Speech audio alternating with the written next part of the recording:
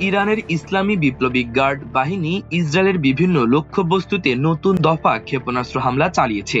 এই হামলায় প্রথমবারের মতো কৌশলগত কঠিন জ্বালানি ভিত্তিক সিজ্জিল ক্ষেপণাস্ত্র ব্যবহার করা হয়েছে বলে জানিয়েছে বাহিনীটি। খবর তাসনিম নিউজের।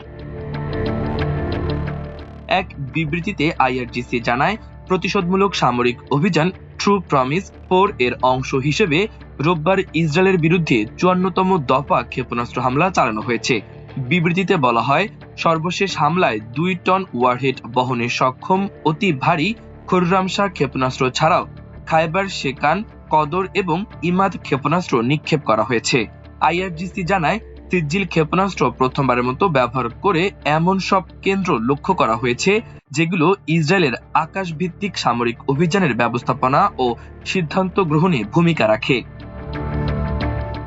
বাহিনীটির দাবি, ইসরায়েলের সামরিক ও প্রতিরক্ষা বিভাগের গুরুত্বপূর্ণ অবকাঠামো এবং সেনাবাহিনীর সমাবেশস্থলগুলো অধিকৃত ভূখণ্ডের ভেতরেই সফলভাবে লক্ষ্যবস্তু করা হয়েছে।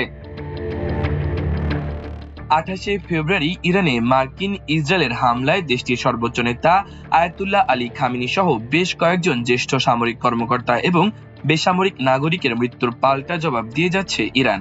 ইরানের সশস্ত্র বাহিনী প্রতিশোধমূলক অভিযানে আমেরিকান আঞ্চলিক ঘাঁটিগুলোতে এবং ইসরায়েলকে লক্ষ্যবস্তু বানিয়ে ক্ষেপণাস্ত্র ও ড্রোন হামলা চালাচ্ছে। এদিকে কুয়েতে ইতালির সামরিক ঘাঁটিতে ড্রোন হামলা হয়েছে, তবে এতে কেউ হতাহত হয়নি। ইতালির সেনাবাহিনী জানিয়েছে, কুয়েতে ইতালির সামরিক ঘাঁটিতে ড্রোন হামলা চালানো হয়েছে। মার্কিন যুক্তরাষ্ট্রের সঙ্গে যৌথভাবে ওই ঘাঁটি ব্যবহার করে ইতালি। এই হামলার ঘটনায় হতাহতের কোনো ঘটনা ঘটেনি বলে জানিয়েছে বার্তা সংস্থা এএফপি। এদিকে যুক্তরাষ্ট্রের জ্বালানি মন্ত্রী ক্রিস রাইট বলেছেন, তার আশা ইরানের সঙ্গে যুদ্ধ পরবর্তী কয়েক সপ্তাহের মধ্যে শেষ হবে। ক্রিস রাইট বলেন, এই যুদ্ধ অবশ্যই পরবর্তী কয়েক সপ্তাহের মধ্যে শেষ হবে, এর চেয়ে আগেও শেষ হতে পারে। যুদ্ধ শেষ হওয়ার পর জ্বালানির সরবরাহ স্বাভাবিক হবে ও দাম কমে যাবে।